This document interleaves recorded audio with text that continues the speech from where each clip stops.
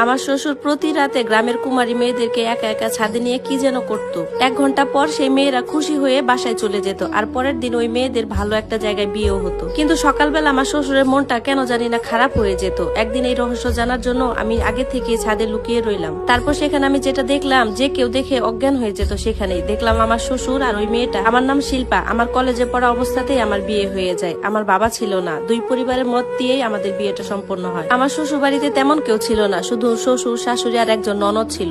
বিয়ের 1 বছর পর পরই আমার একটা মেয়ে হয়। আমার মেয়ের বয়স যখন 4 বছর, তখন আমার স্বামী হার্ট অ্যাটাকে মারা যায়। এরপর থেকে আমাদের পরিবার আর্থিক সমস্যায় পড়ে যায়। কোনো উপায় না পেয়ে আমার শ্বশুর একটা কাজ শুরু করলো। অবাক করা বিষয় হলো, উনি মেয়েদের চুল কাটার নাম করে মেয়েদেরকে রাতের বেলা ছাদে নিয়ে যেত। আমি আমার শ্বশুরের এই কাজ অনেক দিন থেকে লক্ষ্য করছিলাম। একদিন ভাবলাম যে উনি ছাদে গিয়ে কি করে সেটা আমি দেখবো। মেয়েকে ঘুম পাড়িয়ে আমি আস্তে আস্তে ছাদের সিঁড়ি বেয়ে উপরে উঠতেছিলাম, কিন্তু যখন একটু দূর গেলাম দেখি আমার শাশুড়ি সেখানে কড়া পাহারায় দাঁড়িয়ে আছে। তখন কোনো উপায় না পেয়ে আমি আবার পা টিপে টিপে বাসায় চলে আসলাম। একদিন দেখলাম বাবা অল্প বয়সে একটা মেয়েকে নিয়ে ছাদে যাচ্ছে, হাতে তার কাঁচিও ছিল, হয়তোবা তার চুল কাটতে যাচ্ছে। আমি তো আমার শাশুড়ির কথা ভেবে অবাক হতাম যে তিনি কিভাবে তার স্বামীকে এরকম মেয়েদের চুল কাটতে দেয়, তা আবার রাতের বেলা একাই অন্ধকারে। আর আমার শাশুড়ি, উনি তো আবার দাঁড়িয়ে দাঁড়িয়ে পাহারাও দিচ্ছে। এদিকে আমার শ্বশুর আমার মেয়েকে খুব একটা পছন্দ করতো না। আমার 4 বছরের ছোট্ট মেয়েটির উপর আমার শ্বশুর এমন সব নিয়ম কানুন বাঁধিয়ে দিত, মনে হচ্ছিল আমার মেয়ে অনেক যুবতী হয়ে গেছে। আমরা মা মেয়ে তো ওনার পারমিশন ছাড়া বাহিরেও যেতে পারতাম না। মাঝে মধ্যে ওনার এসব কার্যকলাপ দেখে আমার ভীষণ খারাপ লাগতো। কিন্তু আমার তো কোথাও যাওয়ার জায়গা ছিল না, যেহেতু আমার বাবা ছিল না, আমার মাও ছিল অসহায়। এজন্য আমাকে বাধ্য হয়ে এই বাড়িতেই থাকতে হতো। গ্রামের সবাই জানতো আমার শ্বশুর যাদের মাথার চুল কাটে তারা অনেক সুন্দরী হয়ে যায়, আর তাদের সাথে সাথে বিয়েও হয়ে যায়।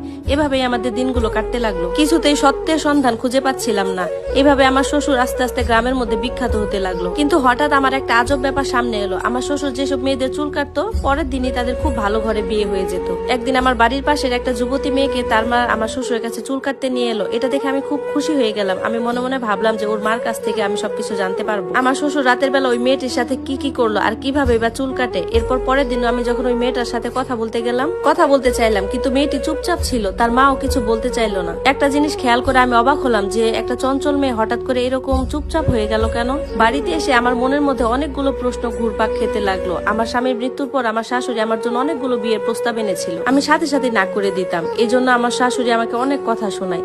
এদিকে আমার শ্বশুরের সম্মান বাড়তেই লাগলো গ্রামের মধ্যে। মাঝে মাঝে ভাবতাম যে আমার স্বামীর মৃত্যুর পর আমার শ্বশুর যদি আমাদের পাশে না থাকতো, তাহলে আমরা এই মা মেয়ে কোথায় যেতাম। একদিন রাতের বেলা একটা অবাক করা বিষয় আমার চোখের সামনে এলো। দেখলাম একটা যুবতী মেয়ে চুল কেটে খুব হাসতে হাসতে নিচে নেমে এলো। এর অনেকক্ষণ পর আমার শ্বশুর নিচে নেমে এলো। দেখলাম ওনাকে খুব ক্লান্ত দেখাচ্ছে, আর উনি জোরে জোরে নিঃশ্বাস নিচ্ছিলেন। আরেকটা জিনিস খেয়াল করলাম, উনি চুল কাটতে যাওয়ার আগে সবসময় কালো জামা পরে যেতেন, আর যখন নিচে নেমে আসতেন তখন অন্য কাপড় তার গায়ে ছিল। সকালবেলা খেয়াল করলাম আমার শ্বশুর ঘরের ভিতরে দরজা বন্ধ করে শুয়ে আছে, আর আমার শাশুড়ি দরজার বাইরে নিচে শুয়ে আছে। যেদিন রাতে উনি কোনো মেয়ের চুল কাটতো, পরের দিন সারাদিন উনি ঘরের ভিতরে এইভাবে দরজা বন্ধ করে শুয়ে থাকতো। একদিন দেখি আমার শাশুড়ি রান্নাঘরে লুকিয়ে লুকিয়ে কান্না করতেছে। আমি জিজ্ঞাসা করলাম, মা আপনি কাঁদছেন কেন?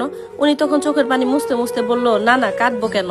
আমার তখন শ্বশুরের প্রতি খুব ঘৃণা হতে লাগলো। দিন যেতে যেতে আমার মেয়েও যুবতী হতে লাগলো। একদিন আমার শাশুড়ি আমার মেয়ের কাছে এসে তার মাথায় হাত বুলিয়ে বলতে লাগলো যে গ্রামের বাকি সব মেয়েদের মতো তোমার মাথারও চুল কাটা হবে, আর তোমার দাদুই তোমার মাথার চুলটা কেটে দিবে। তোমার ভাগ্যটাও খুব উজ্জ্বল হোক দাদু, বাকি সব মেয়েদের মতো তোমার জীবনটাও সুন্দর হয়ে যাক। এই কথাটা শোনা মাত্র আমি তো ভয় পেয়ে গেলাম, আর আমার মেয়ে তো কাঁদতে কাঁদতে অন্য রুমে চলে গেল। সেদিন রাতে আমার শাশুড়ি আমার মেয়েকে নিতে আসে। আমি তো জোর করে আটকানোর অনেক চেষ্টা করি, কিন্তু আমার শাশুড়ি আমার মেয়েকে জোর করে ছাদে রেখে চলে আসে। আমি তো চিৎকার করে কান্না করি। তখন আমার শাশুড়ি আমার দিকে চোখ রাঙিয়ে বলল, কান্না করে কোনো লাভ নেই, তোমার মেয়ের যদি ভালো করে বিয়ে হয় তাহলে তোমার স্বামীর আত্মা শান্তি হবে। কিছুক্ষণ পর আমার মেয়ে এসে আমাকে জড়িয়ে ধরে কান্না করতে লাগলো। আমি তো ওকে দেখে অবাক হলাম। ওর মাথার দিকে তাকিয়ে দেখলাম ওর চুলটা কাটা হয়নি। আমি তাকে অবাক হয়ে জিজ্ঞাসা করলাম, কি হয়েছে মা, দাদু তোমার সাথে কি করেছে? মেয়ে যা বললো সেটা শুনে তো আমার প্রাণ যায় যায় অবস্থা। সে বলল, প্রথমে দাদু একটা কালো জামা পরে আমার কাছে আসলো, আমার মাথায় হাত বুলিয়ে দিল। এরপর দাদু আমাকে জড়িয়ে ধরে, তখন মনে হচ্ছিল আমার নিঃশ্বাস বন্ধ হয়ে যাবে। একটু পর মনে হলো দাদুর চোখের পানি আমার গলায় পড়ছে। তখন আমি দাদুকে জিজ্ঞাসা করলাম, দাদু তুমি কাঁদছো কেন? তখন দাদু আমাকে দূরে সরিয়ে দিয়ে বলল, আমি তোমার চুল কাটতে পারবো না, তোমার সাথে ভুল কিছু হোক সেটা আমি মানতে পারবো না। চলে যাও তুমি এখান থেকে, তুমি তোমার মায়ের কাছে চলে যাও। আমি এসব শুনে দৌড়ে শ্বশুরের রুমে গেলাম।